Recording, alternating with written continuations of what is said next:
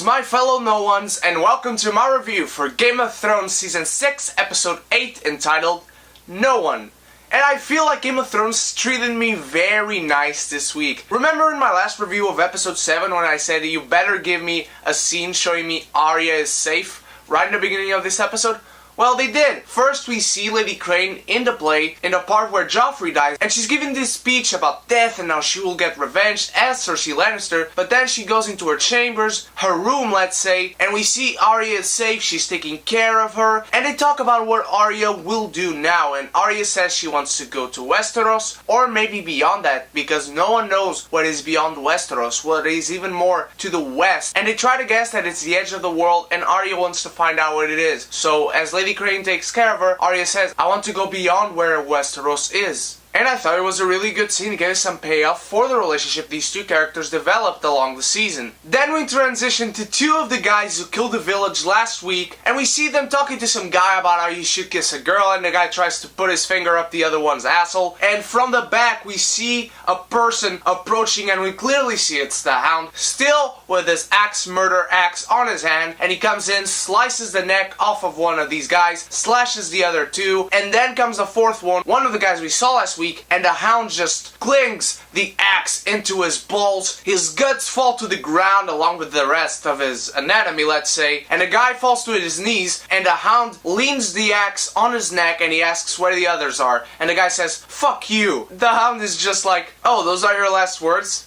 You can do better. And the guy calls him cunt. This episode of Game of Thrones really has some funny lines in it, and the Hound slashes his neck off and goes off into fighting the rest of the Brotherhood without banners. This is a really great scene, gave us our needed violence in our weekly Game of Thrones dose, and we always need that little dose of violence in these episodes. Give us a little bit of the revenge the Hound will eventually get in this episode, which was again a really nice thing. So I think Game of Thrones treated us very nicely this week, which is strange given the next week is the infamous episode 9. But right after that we transition into Meereen with Varys and Tyrion walking along the street amongst the people, and we see this Red Priestess, although not the same Red Priestess Tyrion had his negotiation with a few weeks ago. And we see her spreading the word about the greatness of Daenerys Targaryen, how she liberated the slaves, how she was reborn from fire, how she will liberate them again if she needs to. And Tyrion is talking to Varys, and Varys seems to go on a secret mission. So he's going to the pier all by himself. Tyrion is staying behind. We see a little banter between them. I don't know where Varys is going, but I have my suspicions, which I'm not going to tell you about because they could be spoilery given what happens in the books. And Varys, I'm just going to say, he's not in the same place in the show as he is in the books by this time, or at least by season 5 he wasn't in the same place in the show as he was on the books. So I think the mystery is maintained. We are interested in seeing what Varys is doing, where he is going. He wants to go on a secret mission. He doesn't want to be seen with Tyrion as he goes on the boat. So I think it's a little suspicious, but we'll see eventually. Then we transition into King's Landing, and we have Cersei Lannister wanting to see her son, but the Faith won't allow it. We have Qyburn coming in, and he tells her this, and she doesn't accept it. She wants to see her son, but Qyburn tells her the Faith militant is vigilant, he's in his chambers, in his prayers, and Cersei walks out, and we see Lancel and a few other men from the Faith militant telling her that the High Sparrow demanded to see her. And Cersei tells Lancel if the High Sparrow wants to see her, he can come here himself. He doesn't demand anything from the Queen, she's in charge, and Lancel tells her, come peacefully or there will be violence. And Cersei looks at him with a stern look that only Lena Headey can pull off, so I'm not even going to try to imitate it, and she tells him, I choose violence. One of the men steps forward, Robert Strong also steps forward, and the guy just tries to impale him with his weapon, and Robert Strong doesn't even feel it. He starts to choke him out. All the other men back away. Lancel is just there, holding his weapon,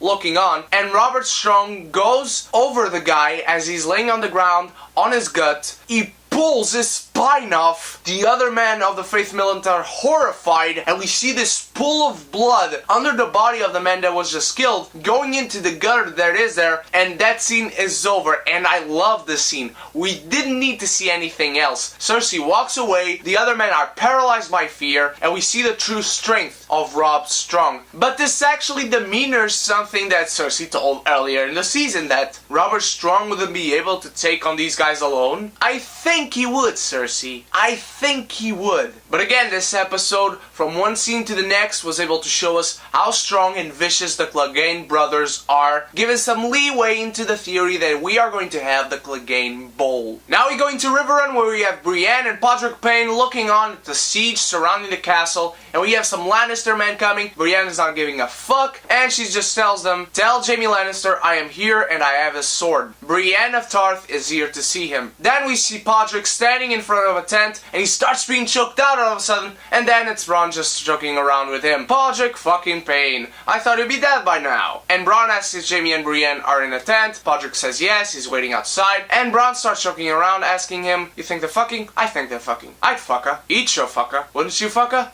I'd fuck her." And I love this banter from Bronn. Bronn's humor in this show gives so much levity, so much needed levity after many episodes of a very heavy Game of Thrones season. I love the relationship these two have, and I love the humor from Bronn. So after that, we go inside the tent and we have Brienne discussing with Jaime how they should do this. And Brienne is trying to convince Jaime Lannister to take the castle without violence. She asks him for some time to try and convince Blackfish to surrender the castle peacefully so his men won't die, so his home won't be armed, and Jaime gives her that time. And so we will have Brienne talking to Blackfish Tully to try and take on the castle without shedding any blood. This was a good scene to further the story, but I wanted to see more of the conflict that these two characters have, liking each other so much, having a true bond with each other, having to stand on opposite sides of a war. In this specific case, we have Jaime Lannister trying to take the home of the woman that Brienne swore services to, and I want to see more of that internal struggle between these two characters. Brienne goes into the castle to talk to Blackfish Tully, and she has a letter from Sansa that he refuses to read because he hasn't seen Sansa since she was a child. So he refuses to read the letter, and Brienne is trying to convince him, "Jaime's going to take the castle eventually, your man will die, they have no chance against the army of the Lannisters and of the Freys." And Blackfish Tully still refuses. He doesn't want his nephew, he doesn't want to surrender. This is his home. This is the last thing he has. The only thing that connects him to where he grew up, that reminds him of peace. Finally, he decides to take a look at the letter, and he immediately recognizes Sansa as she's so much like Catelyn Stark. And on that letter, from the conversation he has with Brienne after reading it, we can understand that Sansa pleaded to him for help with some men to fight Ramsay Bolton. But Blackfish refuses. He doesn't have men enough that will change anything if he lends them to Sansa to fight on that battle. But still, his main priority is to protect his home, to not spare any men, not spare any expenses. He wants to protect his home. And that's Blackfish's stand, and it will stay that way. We have Cersei arriving in the throne room. She wants to go to Tommen, but Kevin Lannister stops her, and he tells her that her place is at the gallery along with the other people of the court, and she goes up there and she listens to Tommen's speech. He tells the people again how the faith and the crown are the two pillars on which the world can stand, and he abolishes trial by combat. We can see Cersei's completely fucked up. She's screwed, and she cannot believe that her own son screwed her, and then we see her having a conversation with Qyburn, and he tells her that some whispers he heard around are indeed true, and he knows that thanks to his little spiders. I don't know what these rumors are. Maybe there are rumors of the Tyrell rebellion against the High Sparrow, of their possible treason. I really want to see where this leads. I am indeed guessing that next week the episode will be mainly focused half on the Bastard Bull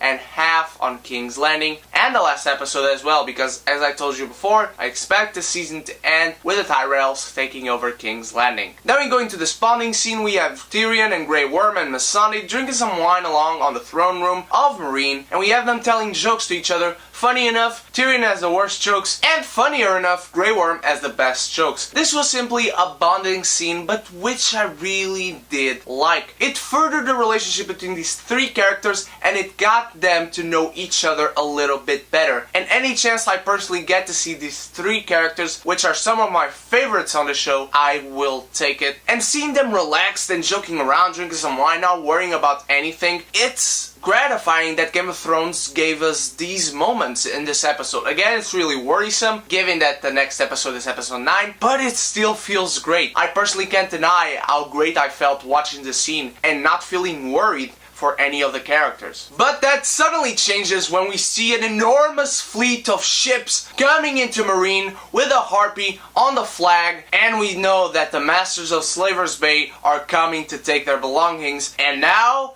shit is going down. Not in this episode though, and that's one of the things that disappointed me. We followed that up with one of my favorite scenes in this episode. We have Jaime Lannister and Edmure Tully, and Jaime's trying to convince Edmure to taking his side. He's telling Edmure that the Blackfish at his age can only wish for a good death. He has nothing to live for. However, Edmure has a wife. He has a newborn son, one that he hasn't seen in months. And Jaime, after losing some patience after a while trying to convince him, he reaches near him and he whispers to his ear that he's going to slaughter every Tully man he finds if Edmure doesn't surrender the castle to him. He needs to do this or his whole front will completely be slaughtered by the men of the Lannisters, and Edmure is just anguished. We can see this tortured man having no way out, being forced to make this decision to condemn his house, his home, the place he grew up at, and having to surrender to this enemy which he has no chance at defeating. And he asks Jaime Lannister, we all need to be at least decent at night to catch some sleep. So how can you even sleep at night after asking me to do this? I thought it was a great scene. Both Nicholas Coster-Waldau and Tobias Menzies, great performance. These are some great characters, and in the books I never cared for Edmure one bit, and after seeing Tobias Menzies in Outlander,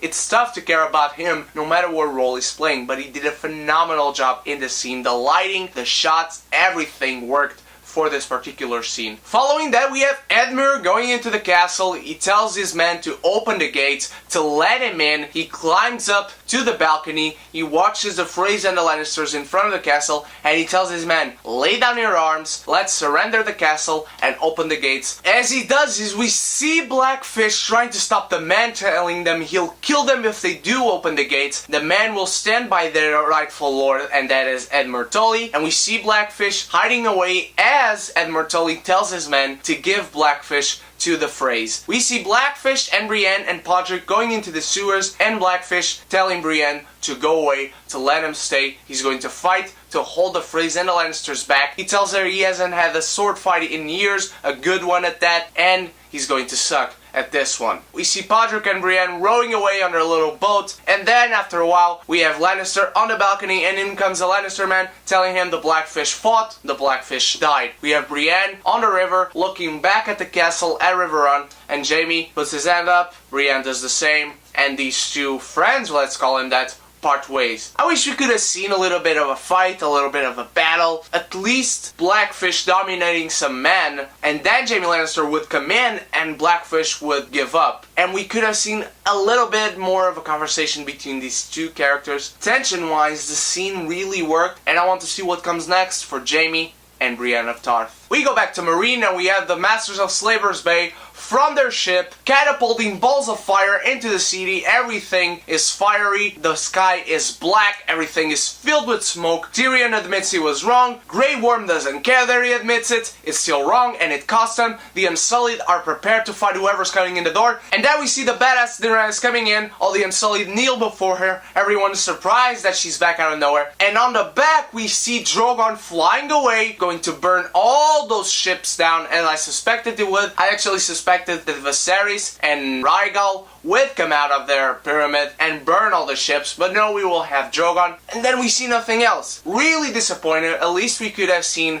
a close-up on Drogon's face, then the shot backing away, and we could have seen his mouth lighting up with fire, and from then, we wouldn't need to see anything else. But from what we saw, I was kind of disappointed. Still, I'm glad to see Daenerys back, and I'm glad I'm going to have a big, gigantic battle. Right now, we have like 2 or 3 gigantic battles ready to happen, which is really weird because it seems like too much with only 2 episodes left. On the next episode, we can't focus on more than 2 battles just to have some balance and to have proper time to focus on each 2 of those battles. So, I don't know how they're gonna do it, but I'm looking forward to see it, of course. We have Cedric Clegane walking up to the man of the Brotherhood Without Banners, and we see Beric Dondarrion, Thoros of Myr. They are hanging these 3 men, one one of them, the one with the yellow cloak from last week's episode. The Hound wants to butcher them, but they tell him, no, that's not how we do things. They betray the Brotherhood. They're going to be killed our way. You can have two. They try to negotiate how many he has to kill, and he just pushes the tree trunk from under their feet. And then we have this conversation about how the men from the Brotherhood without banners want the Hound to join their cause. They have the discussion about believing in the Lord of Light. We have the Hound making fun of them. I thought it was really good banter, but an interesting conversation. I have missed these characters ever since we last saw them in season 2 or 3. Not so much Beric Dondarrion, but Thoros of Myr has always been an interesting and intriguing character in the show, and I want to see if the Hound does indeed join them.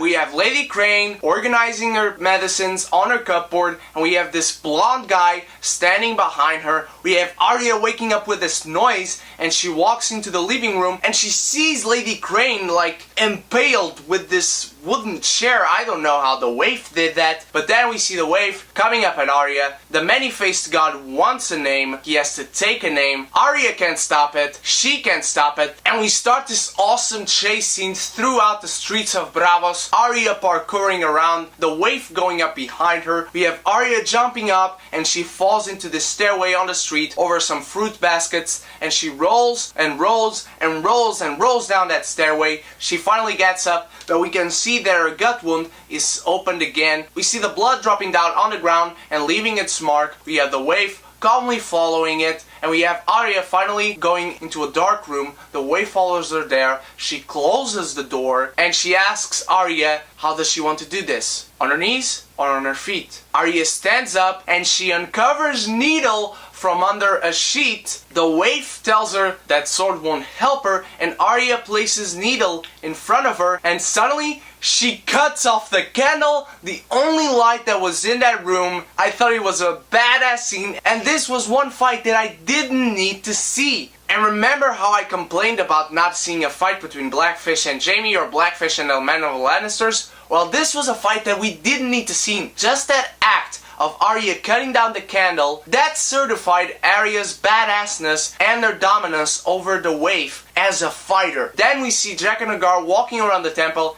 and he sees these drops of blood on the floor. He follows them around. He goes into one of those towers that they display the faces at, and he sees the waif's face.